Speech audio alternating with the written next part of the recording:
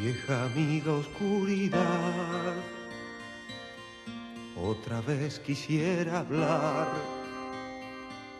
porque he tenido nuevamente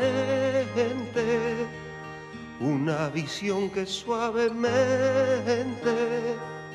iba cambiando mi manera de pensar.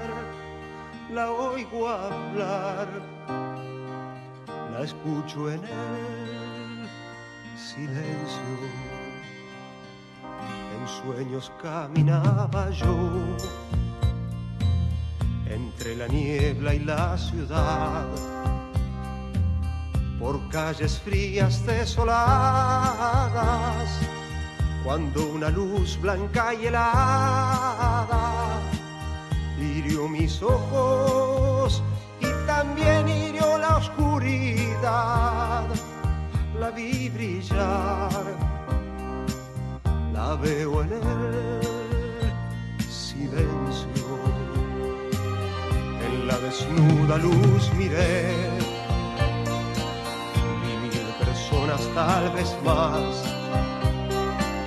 gente que hablaba sin poder hablar, gente que oía sin poder oír, y un sonido que los envolvía sin piedad.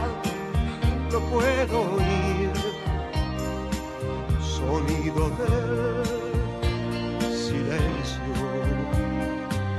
Entonces yo les quise hablar, entonces los quise ayudar, quise sentirlos como hermanos, quise tomarlos de las manos, pero no podían despertar ni entender.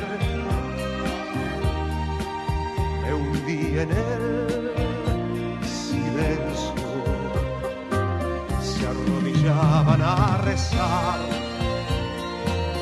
Aquella luz era su Dios.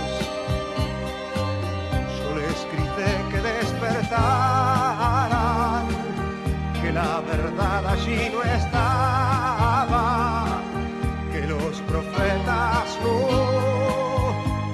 son luces de neón, y que Dios